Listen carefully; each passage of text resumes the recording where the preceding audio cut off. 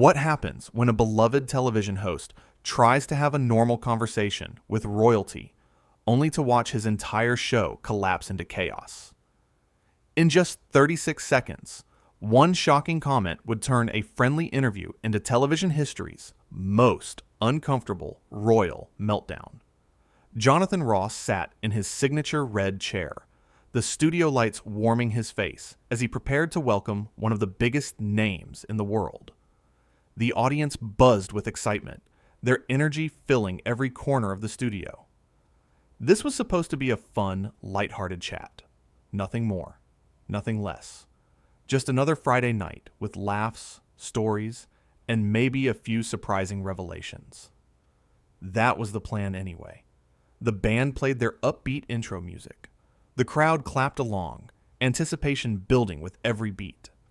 Prince Harry walked onto the set with a casual wave, and the crowd erupted into thunderous applause. They loved him. They always did. He was charming, relatable, the people's prince. He settled into the guest chair across from Jonathan, a slight smirk playing on his lips as he adjusted his jacket. Jonathan leaned forward, all smiles, his trademark enthusiasm radiating across the stage. "Your Royal Highness, welcome to the show. We are absolutely thrilled to have you here tonight. Truly, this is a real honor." Harry nodded slowly, barely making eye contact with his host. His gaze drifted over the audience, then to the cameras, then down to his hands. "Thanks for having me, I suppose." The response landed with a strange weight. Not quite rude, but not warm either. The audience laughed anyway, thinking it was just British humor. Dry, witty banter between two famous personalities. Jonathan kept his professional smile perfectly intact, though something flickered behind his eyes for just a fraction of a second. "Now, I want to talk about your charity work, because it really is extraordinary," Jonathan continued, his voice genuine and warm. "You have done some incredible things around the world, traveled to places most of us will never see, helped communities that desperately need it. What drives you to keep going? What gets you up in the morning and makes you want to continue this mission?" Harry shifted in his seat, crossing one leg over the other, looking almost bored with the question. He let out a small sigh before answering. "Well, someone has to do it, do not they? Not everyone can just sit behind a desk and ask questions for a living. Some of us actually have to go out there and make things happen." The words hung in the air like smoke. The audience went quiet, the shift in atmosphere immediate and uncomfortable. Several people glanced at each other, uncertain if they had heard correctly. Jonathan's smile flickered for just a moment, a crack in his professional armor, but he recovered quickly, clearing his throat softly. Fair point, Jonathan said, nodding diplomatically. "Though I would argue that conversation is quite important too, you know? Helping people understand each other, sharing stories, creating connections between different worlds. That has value as well, does not it?" "Sure," Harry said, waving his hand dismissively as if swatting away an annoying insect. His tone was casual, almost condescending. "But talking is not the same as doing. Is it? I mean, really think about it. You sit here every week chatting with celebrities about their latest projects, their upcoming tours, whatever book they are selling. Meanwhile, I am out there actually making a difference in people's lives. There is a distinction there." Jonathan nodded slowly, carefully choosing his next words. He could feel the temperature in the room changing, the audience holding their collective breath. "Absolutely, and that is precisely why we wanted you here tonight. To share those experiences with people who might not otherwise hear about them. To inspire others to get involved, to make their own difference. Is not that worthwhile?" Harry laughed, but it was not a warm sound.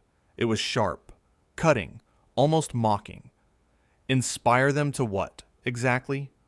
Watch more television? Buy more magazines with my face splashed across the cover? Come on, Jonathan. Let us be honest about what this really is. Let us stop pretending. The host felt the air change in the studio, like pressure building before a storm. He could sense his producers in the control room, likely panicking, frantically messaging each other about how to handle this unexpected turn. "This is a chance for you to connect with millions of people," Jonathan said, keeping his voice steady and professional. "To show them who you really are beyond the headlines, beyond the photographs. That is what this platform is for. Who I really am." Harry leaned back in his chair, crossing his arms defensively across his chest. His expression hardened. "Do you actually care who I really am, Jonathan? Or do you just want the ratings boost? Let us be realistic here. My name on your guest list drives viewership. That is what this is about." Jonathan took a breath, centering himself. He had interviewed difficult guests before over his many years in television. Challenging conversations were part of the job. He could handle this. He had to handle this. "I care about having a genuine conversation," he said, his voice calm but firm. "That is what I have always tried to do on this show, for every single guest who walks through that door. Give people a platform to be themselves, to be heard, to share what matters to them." "A platform," Harry repeated, his voice absolutely dripping with sarcasm. He uncrossed his arms and leaned forward, his eyes locked on Jonathan. "That is rich. That is really rich. You give people a platform? You are a talk show host, Jonathan, not some kind of savior of the masses. You ask scripted questions. Your guests give scripted answers. Everyone goes home happy, and the network makes their money. It is all fake. Every bit of it is manufactured." The audience was completely silent now, the kind of silence that feels heavy and oppressive. Jonathan could feel hundreds of eyes watching this exchange, watching him navigate impossible waters.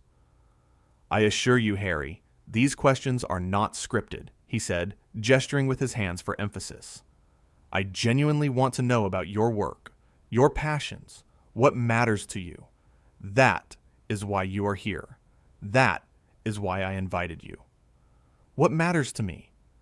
Harry sat forward suddenly, his entire body language aggressive now. His eyes were intense, almost wild. "What matters to me is that people like you stop pretending this is anything other than entertainment. Stop acting like you are doing something important here. You do not care about my charity work. You do not care about the children I have helped or the communities I have visited. You care about having a prince on your show.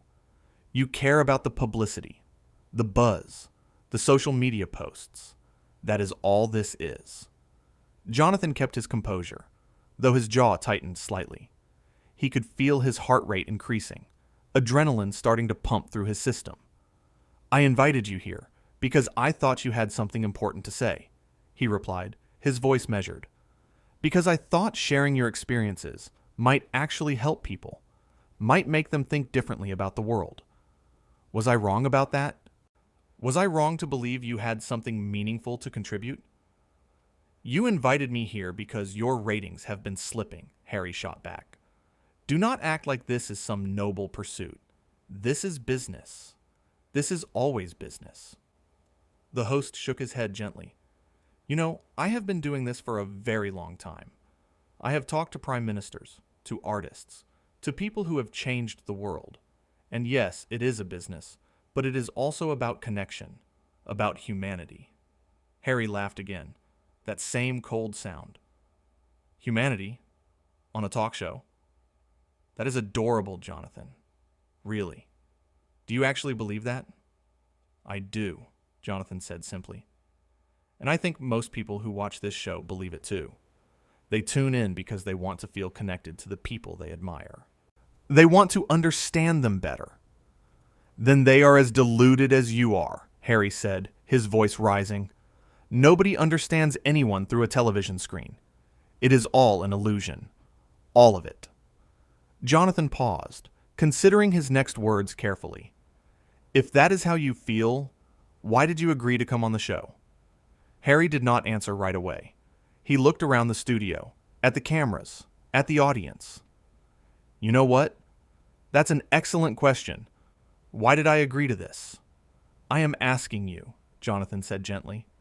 "Maybe I wanted to see if it was different," Harry said, his voice softer for a moment. Then he hardened again.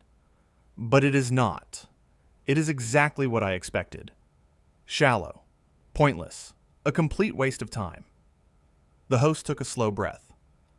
I am sorry you feel that way, but we still have time left in this interview. We can make it whatever you want it to be. If you want to have a real conversation, I am right here. Harry stood up suddenly. See, that is exactly what I am talking about. You are still trying to control the narrative, still trying to make this work for your show. But I am not some puppet you can manipulate.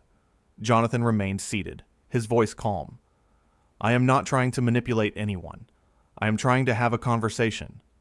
No, Harry said, pointing at him. You are trying to save your show.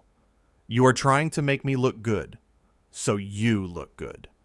It is all about image, is not it? All about what people think. I care about what people think because I respect my audience, Jonathan replied. They deserve quality programming. They deserve honest conversations. Harry laughed bitterly. Honest? Nothing about this is honest. The lighting, the makeup, the way you phrase your questions to get the answers you want, it is all calculated. Of course there is production involved, Jonathan said, spreading his hands. This is television, but that does not mean the emotions are not real. That does not mean the connections we make are not genuine. Connections, Harry muttered. We are not making connections, Jonathan. We are performing, and I am done performing for people like you. The audience shifted uncomfortably. Someone coughed. Jonathan could feel the situation spiraling, but he kept trying. People like me? What does that mean? People who make their living off other people's lives, Harry said, his voice sharp. People who ask invasive questions and then act shocked when someone pushes back. People who think they are entitled to know everything about everyone. Jonathan's expression hardened slightly. I have never asked you an invasive question. I have been nothing but respectful since you sat down. Respectful? Harry's voice rose. You think this is respect? Parading me out here like some circus act? Having your audience clap on cue? This is not respect. This is exploitation. Nobody forced you to be here, Jonathan said, his voice still controlled, but firmer now. You agreed to this interview. You walked onto this stage of your own free will. Maybe I did, Harry said. But that does not mean I have to sit here and pretend this is okay. That does not mean I have to play along with your little game. Jonathan stood up now, facing Harry directly. This is not a game to me. This show, these conversations, they mean something to me. They mean something to a lot of people. They mean ratings, Harry said coldly. They mean advertising revenue. They mean keeping your job. Do not dress it up as something more noble than it is. The host shook his head. You know, you came here talking about making a difference in the world, about your charity work and helping people. But right now, you are just being cruel to someone who invited you into his home, into his workplace. Cruel? Harry's eyes widened. You think I am being cruel? You have no idea what cruel is. Cruel is having cameras follow you your entire life. Cruel is having people like you make money off your pain, your struggles, your private moments. I have never done that to you, Jonathan said quietly. I have only ever tried to give you a fair platform. A fair platform, Harry repeated mockingly. There is no such thing. Every platform has an agenda.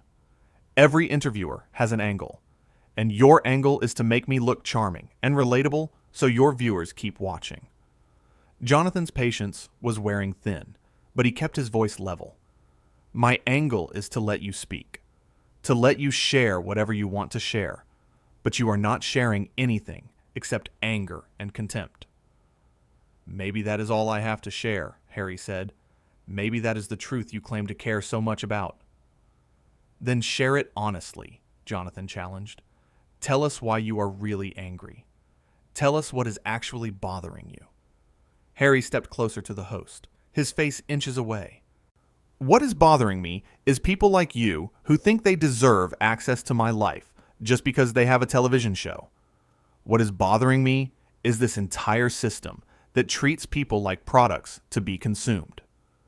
Jonathan did not back down. Nobody is treating you like a product. We are treating you like a guest who is being incredibly rude to his host.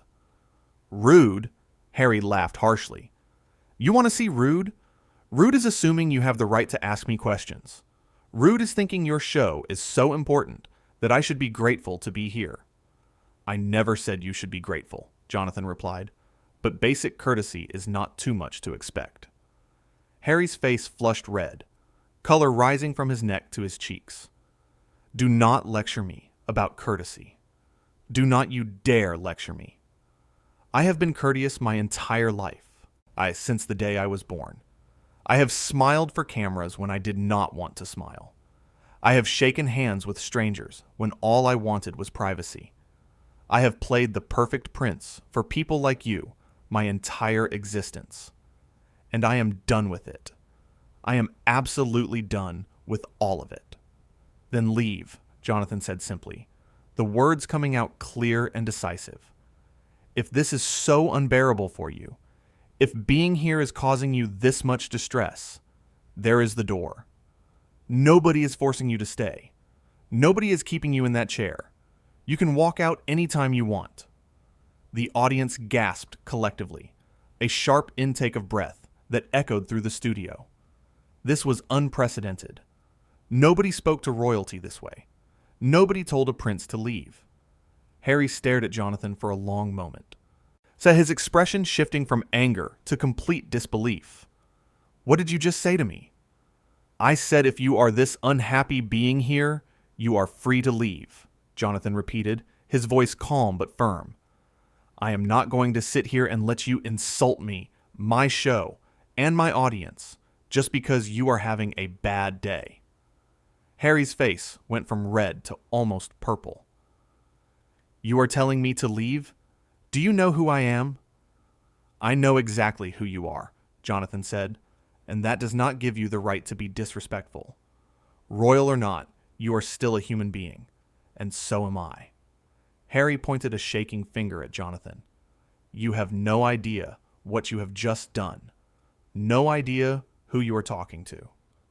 I am talking to someone who came on my show and has done nothing but attack me since he sat down, Jonathan said. I am talking to someone who seems to think his title makes him better than everyone else in this room. Better? Harry's voice was dangerously quiet now. You think I am better than you? Your actions suggest it, Jonathan said. Every word out of your mouth has been dripping with superiority and contempt. Harry took a step back, his chest heaving. I came here to talk about important issues, about the work I do, and you have turned this into a confrontation. Jonathan shook his head slowly. I asked you one question about your charity work. One question. Everything after that has been you attacking me and this show. Because this show is everything that is wrong with media, Harry shouted. It reduces important people and important issues into sound bites and entertainment. Then go do your important work, Jonathan said. Go make your difference in the world. But do not come on my show and tell me that what I do does not matter. Do not tell me that the conversations I have do not help people. Harry stepped forward again, his voice venomous. Your conversations do not help anyone. They are just noise, meaningless noise to fill the air and sell advertisements. Get out, Jonathan said quietly. The studio went dead silent. Harry blinked. What? I said get out, Jonathan repeated, louder this time. I have tried to be patient. I have tried to be understanding. But I will not stand here and let you disrespect me, my team, and everyone who works on this show. Leave. Harry's mouth opened and closed. You cannot kick me off your show. I just did, Jonathan said, his voice like steel. This is my show, my studio, and I am asking you to leave. Now. Do you have any idea what this will do to your career? Harry hissed. Do you know what happens to people who disrespect royalty? Jonathan stood his ground, not backing down an inch, his posture strong and unwavering. I am not disrespecting royalty. Let me be very clear about that. I am asking a rude guest to leave my show. There is a significant difference between those two things. I would do this for anyone, title or no title, who behaved the way you have behaved tonight.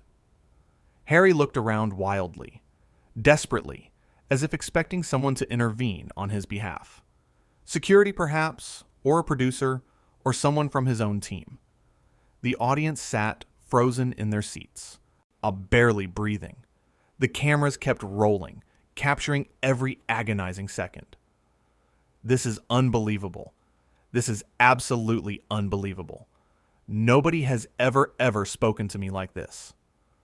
What is unbelievable is that you thought you could come here and treat people this way, Jonathan said, his voice filled with quiet strength.